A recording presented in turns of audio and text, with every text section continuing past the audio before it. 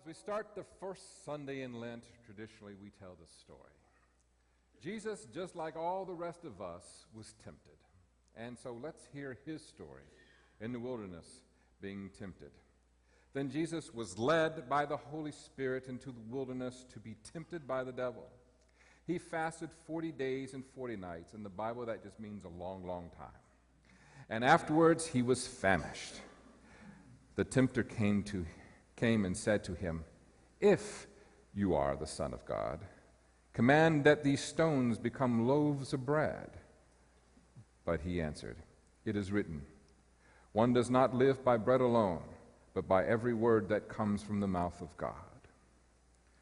Then the devil took him to the holy city and placed him on the pinnacle of the temple, saying to him, "If you are the Son of God, throw yourself down, for it is written, he will command his angels concerning you, and on their hands they will bear you up, so that you will not dash your foot against a stone." And Jesus said to him, "Again, it is written, do not put the Lord your God to the test." Again, the devil took him to a very high mountain and showed him all the kingdoms of the world of their splendor. And he said to him, "All these I will give you, if you will fall down and worship me." And Jesus said to him, "Away with you, Satan, for it is written, worship the Lord your God and serve him only." Then the devil left him, and suddenly angels came and waited on him. So the first thing that I want to address is the whole devil aspect of this. I grew up in a tradition where the devil was very real. He followed you around like a lion, hungry, ready to consume, and so forth. And one of the most liberating things I discovered when I went to seminary and actually read the Hebrew and actually read the Greek and looked at the traditions and the cultures that manifest themselves and evolved over thousands of years, to realize that in the Bible, and even in this context, devil, Satan, literally means stumbling block. Those of you here remember Flip Wilson? I know I'm speaking to an older crowd. But his whole thing was when he did something bad and someone challenged him, what? The devil made me do it. No, he did it. One of the reasons, too, why I no longer believe there's any kind of great satanic, demonic power or realm in this world is I'm monotheistic. That means one God. And that has held true throughout the whole Hebrew tradition. One God. Throughout all the Old Testament, God never has an adversary because they're monotheistic. It was the post-exilic period when they were in Babylon that the whole concept started to come about that there was some kind of evil force in the universe to compete against God. What we call that is dualism. A good God, an evil God, and they use human beings as pawns to do battle with one another. That's in all of your mythology, right? We don't buy into that. I don't. So the reality of this temptation is this. It says, God, through the Spirit, led Jesus to the wilderness to be tempted. So, if there is a literal devil, does that mean that God is in cahoots with the devil? I don't think so. It's the Spirit of God that led Jesus to the wilderness to be tempted. So, where did the temptation for Jesus take place? The same place it occurs with all of the rest of us too. Where is that? Right here. Whenever you have the scene of the pinnacle of the temple, he's in the wilderness, he's not in Jerusalem, but he was imagining himself on the pinnacle of the temple, cast himself down and floating down on a wonderful, wonderful landing that even the Russian judge would have given him a 10. Or all the kingdoms of the world. There are some high places in Jerusalem, in Israel, but it's not the, Canadian Rockies, it's not the Himalayas. All the kingdoms of the world he could see where? In his mind. Jesus, like all the rest of us, was tempted. And he, like all the rest of us, when he was having his wilderness experience, had to answer the question, who am I going to be and what do I need to do to be that person? So while he is in the wilderness, he sees stones on the ground. He's not eaten for a long, long, long time. He's been fasting. And here's the catch. He had the power to turn the stones into bread, but he chose not to.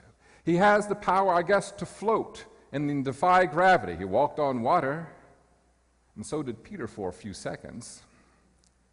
I guess he had the capacity to rule the world, but he chose not to because that is not who he is supposed to be.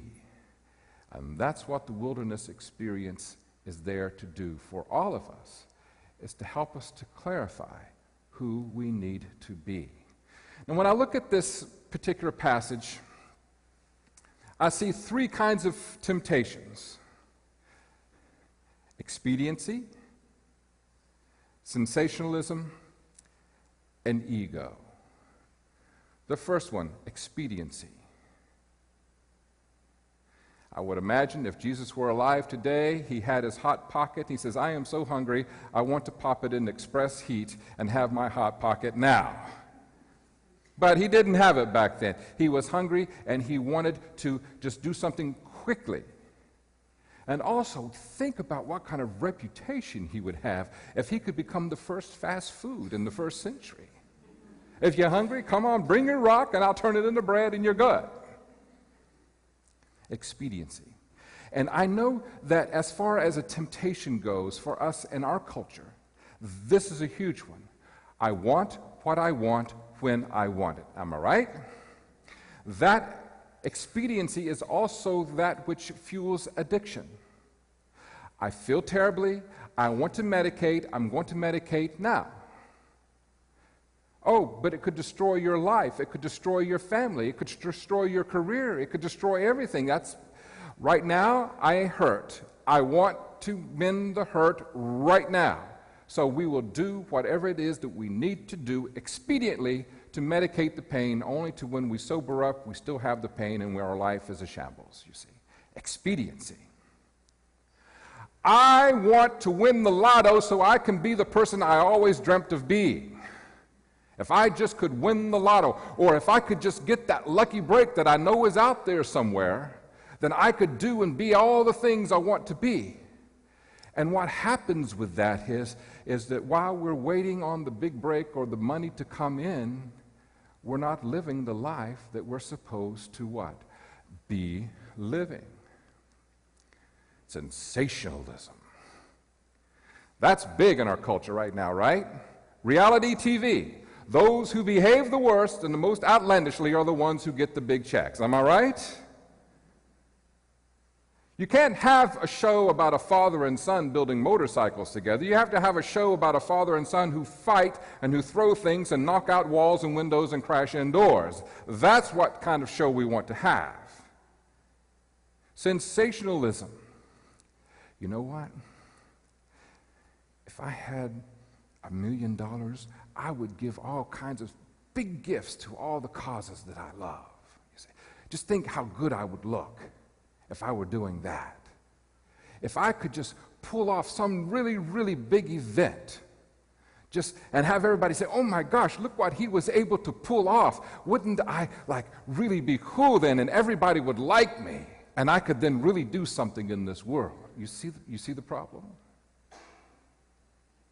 When in reality, most of the important and most wonderful things that happen on this planet are the small acts of kindness, gifts, and compassion. Those preschool teachers who are here every week, teaching those little kids, not just teaching them what they need to learn, but teaching them with love. You see, that's nothing sensational about that. You're not going to see that on the evening news, but it's so important. Feeding the hungry, clothing the naked, giving a cool drink of water to those who are thirsty, offering a home for those who have been ostracized and outcast everywhere else in the world, but they can come here and be themselves without fear and rejection. That's big stuff. Not sensationalized, but it's big stuff. Temptation. Sometimes we want the sensationalism. Flying off the pinnacle of the temple, doing a triple whatever, somersault, twist, half twist, Kind of sounds like a Starbucks order, doesn't it? Then land perfectly. You see. The third temptation, and this one's big too. It's huge. It's one that we all deal with as well. Ego. Ego. In my mind's eye, I can see all the kingdoms of the world and all the riches and all the power that's just right there to be taken. I know that I am more powerful than everyone around here. I know I'm smarter than everyone around here, and I have this incredible gift. I could control and do everything. I have it right here at my feet. And if I want to bow down and worship my ego, then I can have it all. And Jesus rejected that too.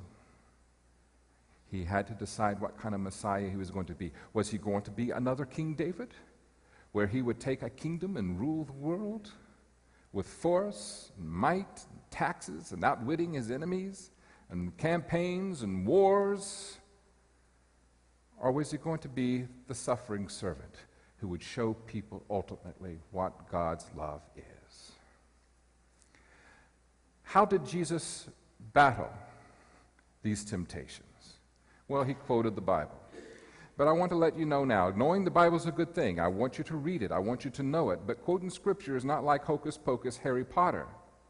Just because you can quote it doesn't mean that you're going to be able to avoid things in life.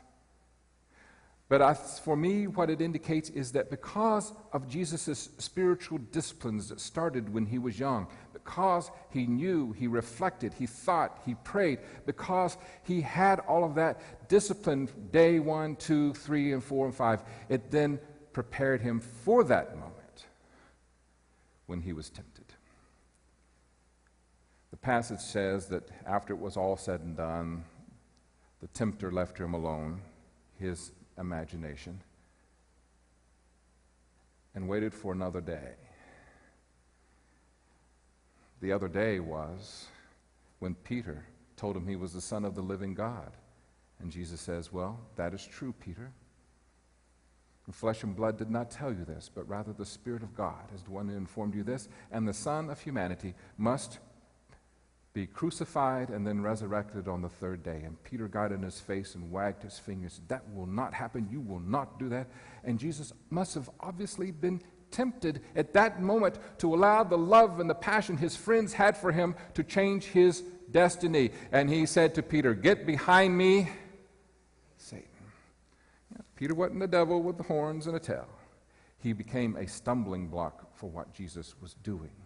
At Gethsemane, when he knew he was about to be arrested, he knew that the pain and the suffering he was going to experience, the torture he was going to experience physically, emotionally, and spiritually, and he prayed, God, if there's any other way to accomplish this task, let me know, like now.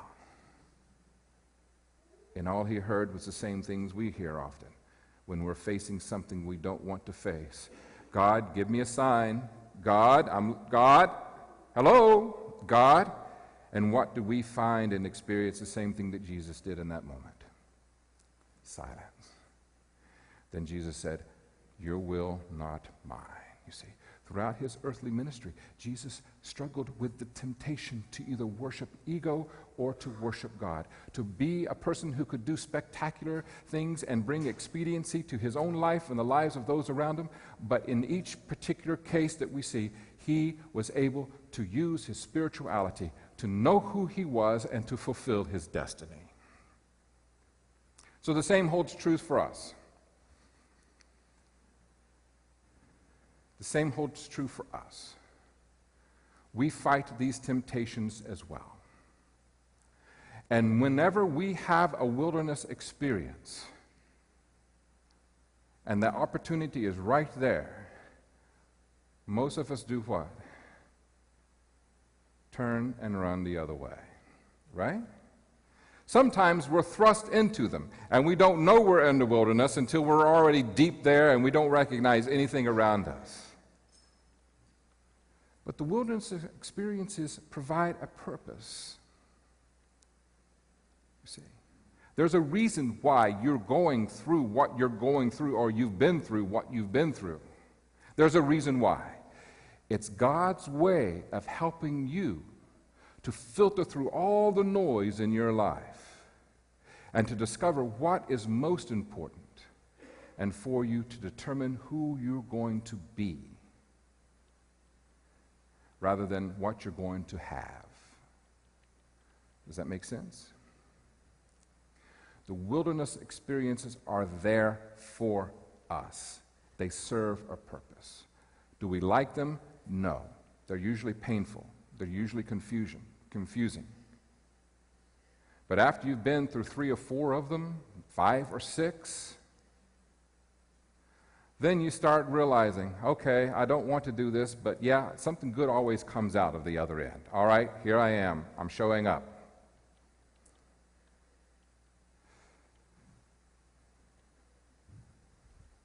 I've shared this with you guys in the past. And I want you to hear it again.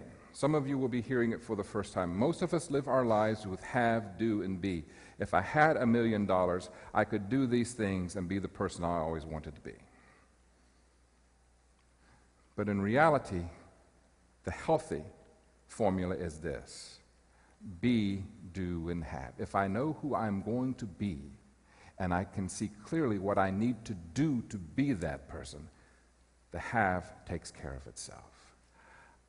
Our pain, our suffering,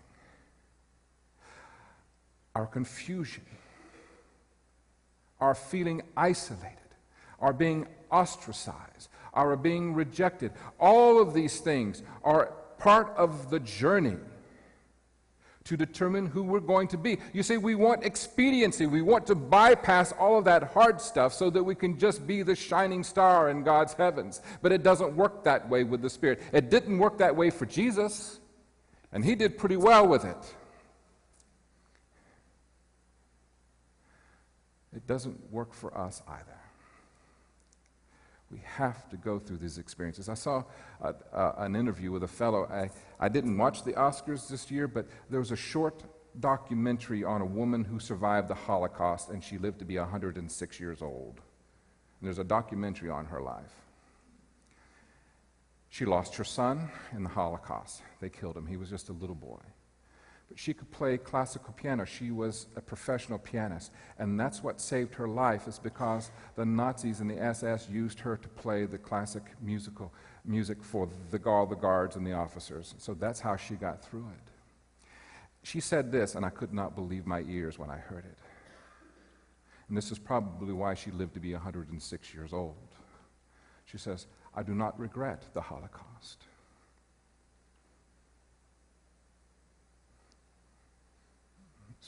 Amy, turn up the volume. I do not regret the Holocaust and that I went through it. Because of the Holocaust, it helped to define me and make me who I am today." See? I don't know what your wilderness is today. If you're just getting into one, if you're in the middle of one, if you've just come out, or if you've had many of them in your life. I've had several. Because I'm that hard-headed. I don't learn the first time. But it helps us to define who we're going to be. Am I going to be a person who worships ego, who lives in fear, who lives in selfishness, who feels the need to take revenge on anyone or anything that threatens me, a person who feels the need to control and create little kingdoms all around me that I can be a tyrant and make sure everybody is in their place?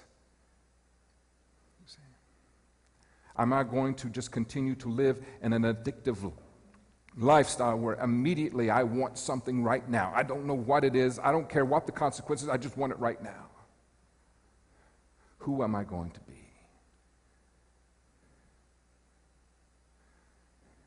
Saint Athanasius said this, and we shared it in our Bible study last week.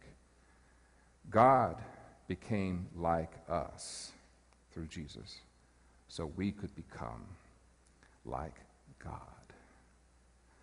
God knows your journey. God knows your struggles. God knows your pain and your suffering. And God knows that if you will not be dependent on just the bread, or if you will not just feel that you need to put God to the test, or if you will not worship yourself in your fears and all those things that go with it, but you worship God and practice a spiritual discipline and learn from your wilderness experiences and be open and know who you are. This is who I am going to be. These are the things I need to do to be this person. Then you, like all of God's great children throughout the centuries, will live and be what God created you to live and to be. Thus ends the lesson for today. I think it's enough. Let us pray.